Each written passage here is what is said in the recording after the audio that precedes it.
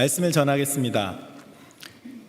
지난 주일은 성령 강림 주일이어서 사도행전 2장에 나오는 오순절 성령 강림 사건에 대해서 살펴보았습니다. 오순절에 시내산에서 모세가 율법책을 받았던 것처럼 오순절 마가의 다락방에서 성령 강림을 통해서 그 사건이 갱신되었다라고 말씀을 드렸고, 하나님의 때는 점점 차오르고 있는데 그 때가 되기까지 기다려야 한다라고 말씀을 드렸습니다. 그런데 기다리면서 해야 하는 일이 있는데 그것이 뭐냐면 기도하며 함께 모여서 기도했다라고 말씀을 드렸습니다. 그렇게 함께 모여 기도하는 중에 하늘로부터 호련히 성령님께서 임재하셨다라고 말씀을 드렸고, 성령님께서 임재하실 때는 강한 바람처럼, 그래서 생명을 살리고 담대함을 주신다라고 말씀을 드렸습니다. 또 불처럼 임재하셔서 우리를 정결하게 하시고 우리에게 다시 복음 증거에 열정을 주신다라고도 말씀을 드렸습니다. 그리고 우리는 성령 충만함을 받아야 하는데 과거의 어느 순간의 성령 충만함이 아니라 지금 이 순간 성령 충만함을 사모해야 한다라고 말씀을 드렸고, 지금 우리가 하는 말들이 내 안에 성령이 충만한지를 그대로 드러낸다라고도 말씀을 드렸습니다. 왜냐하면 성령 충만함은 성령이 말하게 하심을 따라 말하는 것이기 때문에, 만약 내 입술에서 감사와 찬송이 아니라 불평과 원망의 말들이 나오고 있다면 혹시 내가 지금 성령 충만하지는 않은지 내 자신을 돌아보아야 한다고, 그리고 성령 충만함을 회복해야 한다라고도 말씀을 드렸습니다. 오늘은 다시 여호수아 말씀을 좀 살펴보려고 합니다. 이제 이스라엘 백성들이 자기들의 생각대로 아이성을 공격을 했다가 실패한 이스라엘 백성들은 이제 자신들에게 있던 죄악들을 다 제거를 하고 다시 하나님의 명령에 온전히 순종함으로 이제 아이성을 점령하게 됩니다. 그리고 이어지는 말씀이 바로 오늘 본문 말씀 30절 말씀입니다. 우리 한번 30절 말씀 함께 읽어보겠습니다. 시작. 그때에 하나님 여호와를 위하여 에발산에 한 제단을 쌓. 여러분 잘 보십시오. 오늘 말씀이 어떤 말로 시작하죠?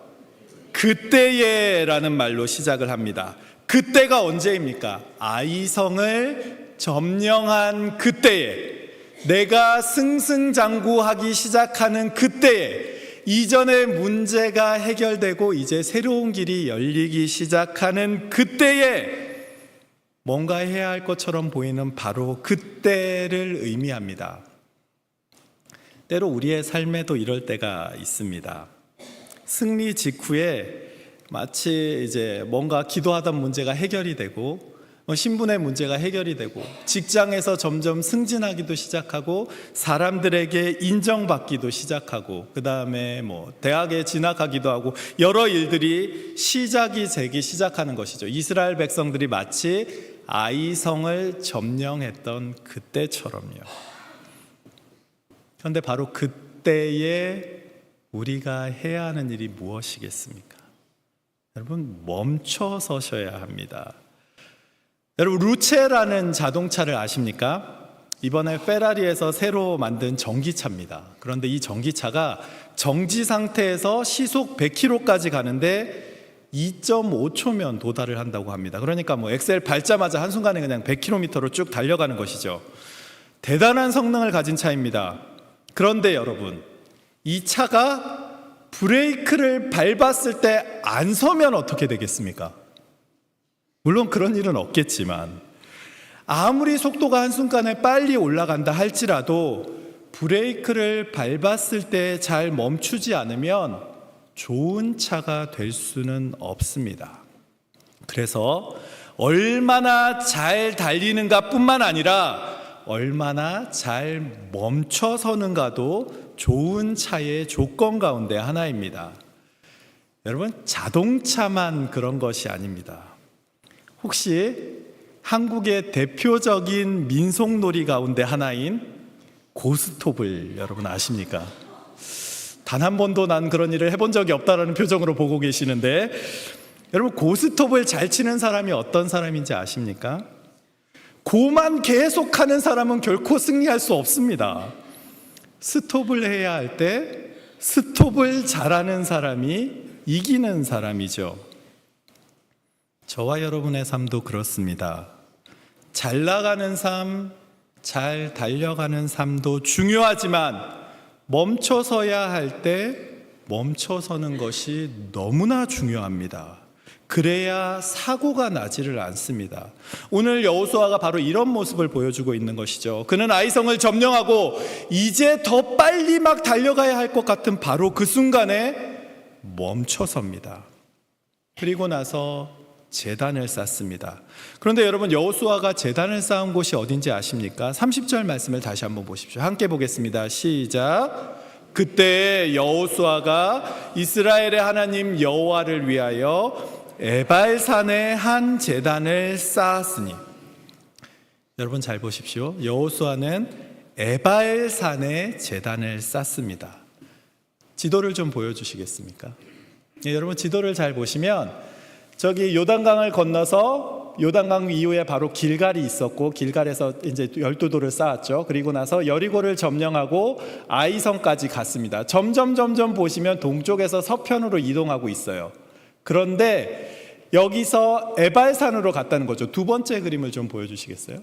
아이성에서 그냥 기브온으로 넘어가면 됩니다. 왜냐하면 여호수아 9장엔 기브온 거민에 대한 얘기가 나오거든요. 그런데 아이성에서 기브온으로 가지 않고 세겜으로 올라갔다라는 거예요.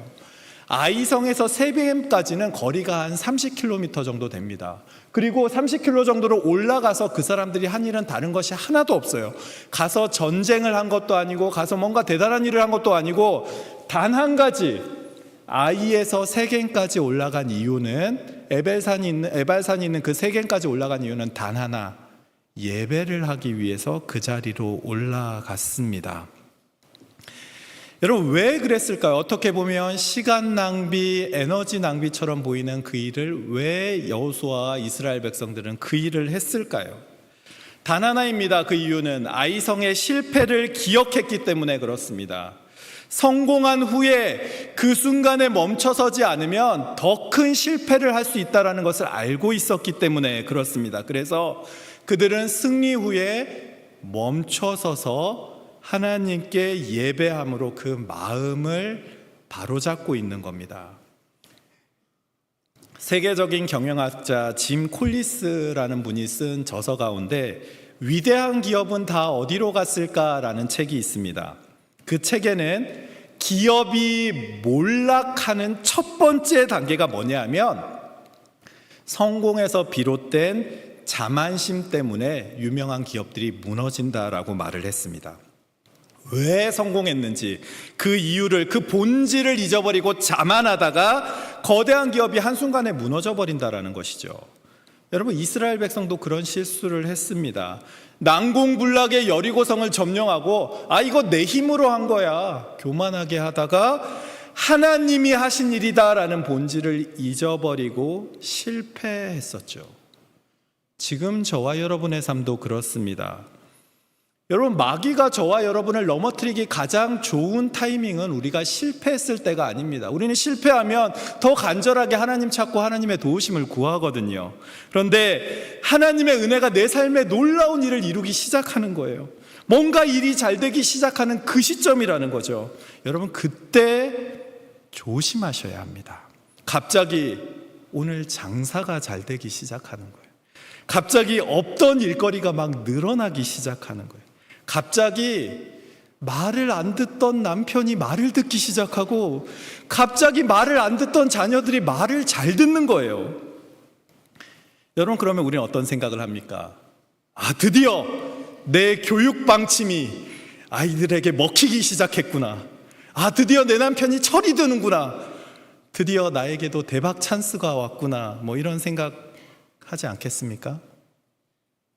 그런데 여러분 그 순간에 멈춰서서 하나님께서 오늘 주신 은혜에 감사해야 한다라는 말씀입니다. 그런데 우리는 종종 어떤 실수를 합니까? 자녀가 말을 잘 들으면 자녀에게 점점 더 많은 것을 요구하기 시작합니다. 내가 인정받기 시작하면 점점 더 인정받는 자리로 나아가려고 하죠. 내가 이익을 얻기 시작하면 더 많은 이익의 자리로 쫓아갑니다. 내가 하는 일이 잘 되니까 멈춰서는 법을 잊어버립니다. 여러분, 이것이 유혹입니다. 스톱해야 할 때, 멈춰서야 할 때 멈추지 못하게 되는 것이죠. 물론 여러분, 세상에서 빠르게 가는 것 중요합니다. 그러나 어디로 가야 하는지 목적지를 다 잊어버린 채 무조건 빠르게 달려가기만 한다고 해서 목적지에 도착하는 것은 아닙니다. 우리는 무작정 빨리 달려가는 것이 아니라 때로는 내가 가는 길이 맞는지를 반드시 멈춰 서셔서 하나님께 물어보셔야 합니다. 지금 여러분 어디로 가고 계십니까? 혹시 너무 빨리 달려가는데 분주하셔서 하나님께 기도하지 못하고 있다면 이제는 잠시 멈추셔서 에발산을 향해 올라가십시오. 주님 앞에 나와서 예배의 제단을 쌓으실 수 있기를 바랍니다. 여호수아는 그랬습니다. 여호수아는 승리의 그때에 멈춰서서 제단을 쌓습니다. 그런데 여러분, 이 제단을 쌓은 장소가 어딘지 아십니까? 설교 제목에도 있고 좀 전에도 말씀드렸는데 자꾸 처음 보는 표정으로 저를 보시면 어떡합니까?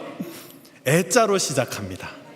네, 에발산에 제단을 쌓습니다. 여러분은 이 에발산이라는 장소를 생각하면 어떤 마음이 드십니까? 사실 저는 마음이 좀 불편했습니다. 왜냐하면 여러분, 신명기 11장과 신명기 27장을 보시면 그리심산과 에발산에 대해서 설명을 하고 있는데, 그리심산은 축복을 의미하는 산입니다. 에발산은 저주를 의미하는 산입니다. 여러분, 신명기 11장 29절을 한번 잘 보십시오. 뒷부분을 보시면 너는 그리심산에서 축복을 선포하고 에발산에서 저주를 선포하라 라고 말씀을 하죠. 신명기 27장 12절과 13절도 한번 보십시오. 백성을 축복하기 위하여 그리심산에 서고 저주하기 위하여 에발산에 서고라고 말씀을 합니다. 여러분, 잘 보십시오. 그리심산이 축복의 산이고 에발산이 저주의 산이면 제단을 어디 쌓아야 되겠습니까? 당연히 축복의 산 그리심산에 제단을 쌓아야 하지 않겠습니까? 그런데 왜 하나님께서는 번제와 화목제의 제단을 에발산에 쌓으라고 하셨을까요? 여러분, 제단은 희생의 자리입니다. 죄인이 죽어야 할 자리에 제물이 대신 죽는 곳입니다. 제물이 대신 죽음으로 말미암아 심판받아야 할 사람이 은혜를 받는 곳이 제단입니다. 하나님께서는 지금 에발산에 제단을 쌓으라 말씀하신 이유가 너희가 받는 저주가 끝이 아니라 그 저주를 통해서 내가 너희에게 은혜의 길을 열겠다라고 말씀하시는 것이죠. 그래서 에발산의 제단은 골고다의 언덕을 생각나게 합니다. 여러분, 골고다, 그 저주받은 언덕에 세워진 가장 위대한 제단이 무엇입니까? 예수 그리스도의 십자가 아니겠습니까? 예수님께서 그 저주의 자리에 죽으심으로 말미암아 그 저주의 자리가 온 인류를 구원하는 은혜의 자리가 되었습니다. 여러분, 그래서 갈라디아서 3장 13절 말씀 뭐라고 말씀을 합니까? 그리스도께서 우리를 위하여 저주를 받은 바 되사 율법의 저주에서 우리를 속량하셨다라고 말씀하시지 않습니까? 지금 우리의 삶도 마찬가지입니다. 여러분, 여러분의 인생 가운데 가장 큰 에발산은 무엇입니까? 내가 가장 저주받았다라고 느끼는 그 자리는 무엇입니까? 여러분, 깨어진 관계가 있습니까? 실패한 사업이 있습니까? 잃어버린 건강이나 자녀의 방황입니까? 혹시 아무리 풀려고 해도 풀리지 않는 죄의 사슬이, 나를 묶고 있는 그 죄의 사슬이 에발산이 되어 있지는 않습니까? 하나님께서는 지금 이 순간 바로 그 에발산에 십자가를 세워주시겠다라고, 내가 너에게 다시 한번 은혜를 허락해 주시겠다라고, 그래서 그 은혜를 통해 다시 너희를 새롭게 하시겠다라고 말씀하고 계시는 겁니다. 그러면 여러분, 그 에발산에 쌓는 제단은 어떤 제단을 쌓는 것일까요? 여러분 31절 말씀을 보십시오. 함께 보겠습니다. 시작. 이는 여호와의 종 모세가 이스라엘 자손에게 명령한 것과 모세의 율법책에 기록된 대로 쇠연장으로 다듬지 아니한 새 돌로 만든 제단이라. 여러분, 여호수아가 만든 제단은 어떤 제단이었습니까? 모세가 명령을 받은 것과 모세가 율법책에 기록한 그대로 만든 제단이다라는 겁니다. 여호수아는 자기 마음대로 제단을 만들지 않았습니다. 신명기 27장에서 하나님께서 모세를 통해 주신 그 약속 그대로 만들었습니다. 여러분, 하나님이 주신 명령에 있는 그대로 순종했다라는 것이죠.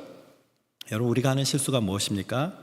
하나님의 말씀을 있는 그대로 순종하는 것이 아니라 내 상황과 환경 가운데서 하나님의 말씀을 내 마음대로 변개하기 시작합니다. 그러면서 사실 하나님의 말씀이라고 하지만 자기 이야기를 하고 있는 것이죠. 내가 생각하는 내 뜻을 하나님의 뜻으로 교묘하게 위장할 때가 있습니다. 여러분, 그래서 우리는 먼저 기도하셔야 합니다. 아버지의 말에 순종하기 위해서는 옆집 아저씨한테 물어보는 게 아니라 아버지에게 물어봐야 하지 않겠습니까? 아버지의 뜻에 순종하기 위해서 내 맘대로 하는 것이 아니라 먼저 아버지에게 물어봐야 하는 것이죠.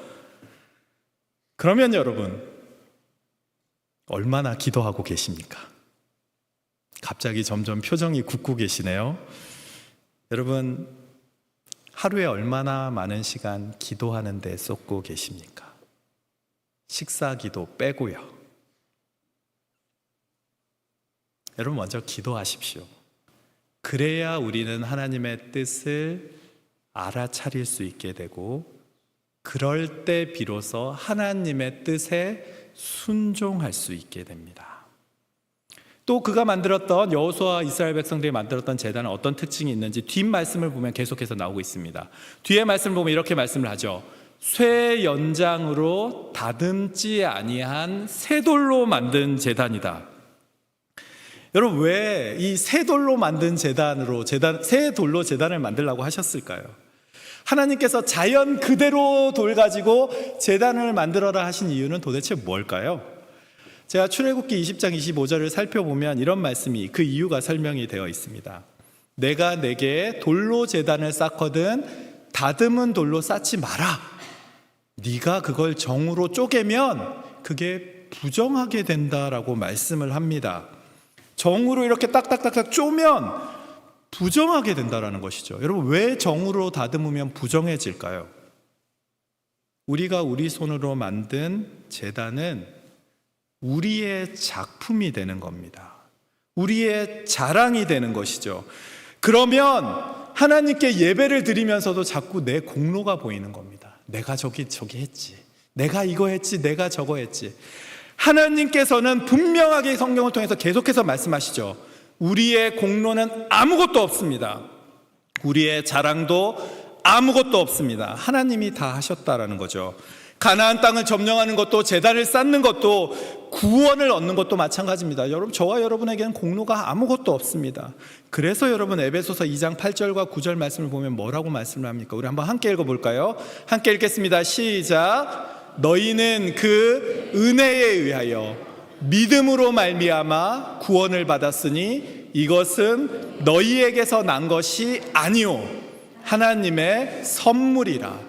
행위에서 난 것이 아니니 이는 누구든지 자랑하지 못하게 함이라. 아멘. 여러분, 보십시오. 우리 자랑할 거 하나도 없습니다.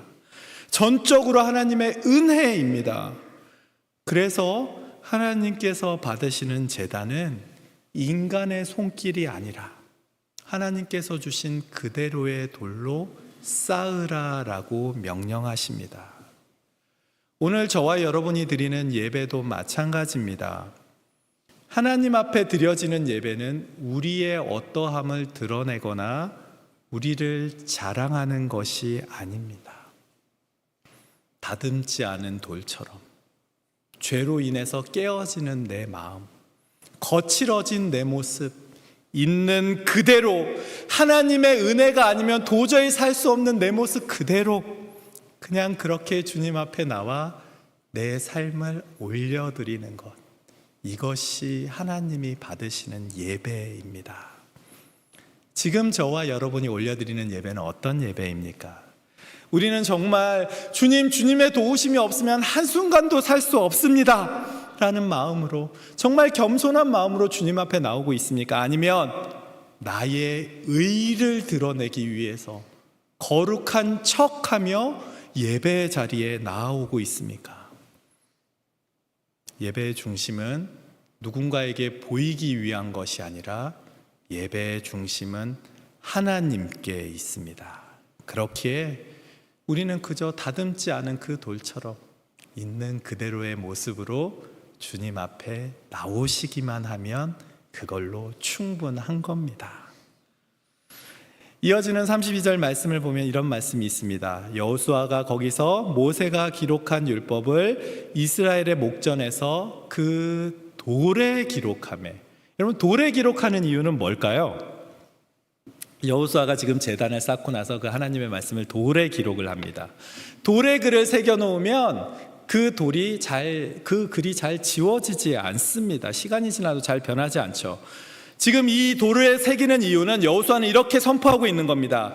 하나님의 말씀은 영원하다라고, 그 약속은 변함이 없다라고, 그리고 그 약속은 계속해서 지키신다라는 걸 돌에 새기면서 선언하고 있는 것이죠. 그런데 지금 우리가 사는 시대는 어떻습니까? 모든 것이 너무나 빠르게 변해가는 시대를 우리는 살아가고 있습니다. 분명히 어제까지는 이게 진실인 것 같았는데 한순간에 그 사실이 다 거짓이 되는 것 같고, 오늘 너무 중요하게 여기는 것이 내일은 또 어떻게 변할지 모르는 시대를 살아가고 있지 않습니까? 그러나 여러분, 이렇게 변해가는 시대에도 하나님의 말씀은 변함이 없습니다. 여러분, 그래서 이사야서 40장 8절 말씀을 보면 이렇게 말씀을 하시죠. 풀은 마르고 꽃은 시드나 우리 하나님의 말씀은 영원히 서리라. 여러분, 하나님의 말씀은 영원히 변함이 없습니다. 그러면 우리가 해야 하는 일이 무엇입니까? 그 말씀을 새겨야 하는 것이죠. 그런데 그 말씀을 지금 우리는 돌판에 새기지는 못하잖아요. 그래서 예레미야서 31장 33절 말씀을 보면 이렇게 말씀을 합니다. 그러나 그날 후에 내가 이스라엘 집과 맺을 언약은 이러하니 곧 내가 나의 법을 그들의 속에 두며 그들의 마음에 기록하리라. 나는 그들의 하나님이 되고 그들은 내 백성이 될 것이라. 여러분, 우리가 하나님의 말씀을 어디 기록해야 하겠습니까? 우리의 마음에 기억하셔야 하는 겁니다. 그런데 여러분, 마음에 기억이 잘 되십니까? 잘 기억하고 계시나요? 질문을 한 가지 드리겠습니다. 구구단입니다. 이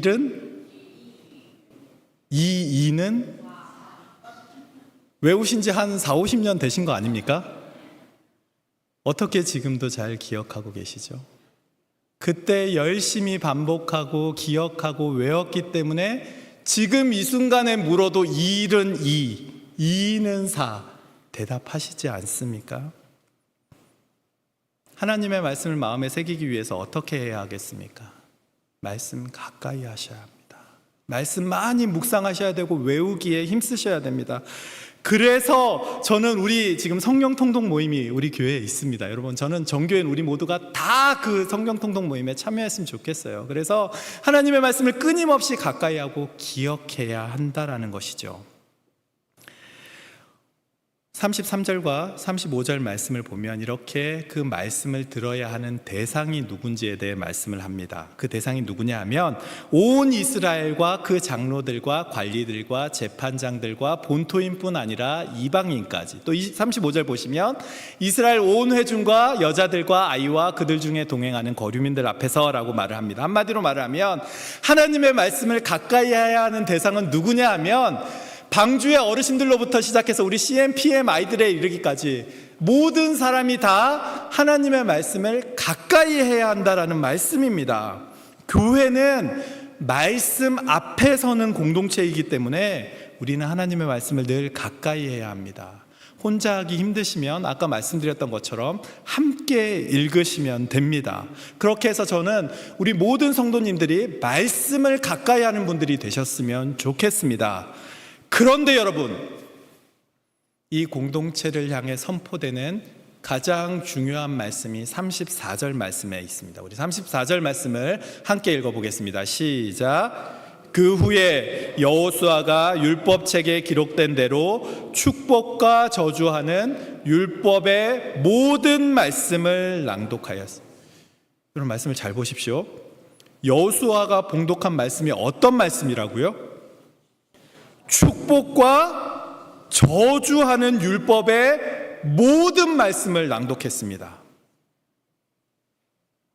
여러분 잘 보십시오. 여호수아는 축복의 말씀만 읽지 않습니다. 저주하는 말씀도 읽었습니다. 여러분 우리는 축복하는 말은 좋아하지만 경고의 말씀은 불편해야 합니다. 우리는 은혜는 좋아하지만 순종은 부담스러워합니다. 우리는 위로를 원하죠. 회개는 피하고 싶어 합니다. 그러나 여러분 하나님의 말씀은 우리를 기분 좋게 하는 것이 그 말씀의 목적이 아닙니다. 그래서 여러분 히브리서 4장 12절 말씀을 보면 하나님의 말씀은 살아있고 활력이 있어 좌우의 날선 어떤 것보다 예리하여 혼과 영과 및 관절과 골수를 찔러 쪼개기까지 하며 또 마음의 생각과 뜻을 판단하나니라고 말씀을 합니다. 여러분 찔리면 아픕니다. 그런데 여러분 그 아픈 말씀도 들으셔야 합니다.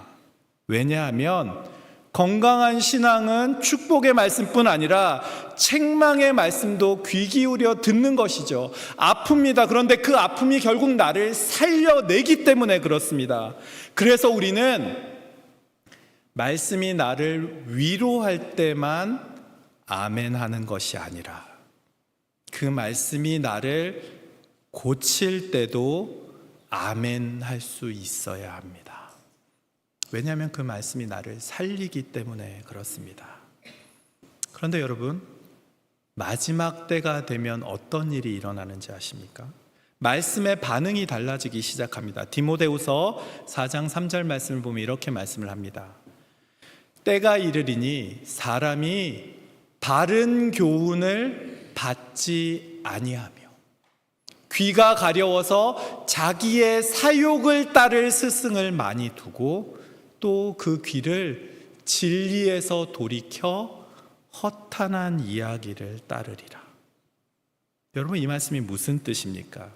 자기 귀에 들리기에 좋은 말만 찾는다라는 것이죠.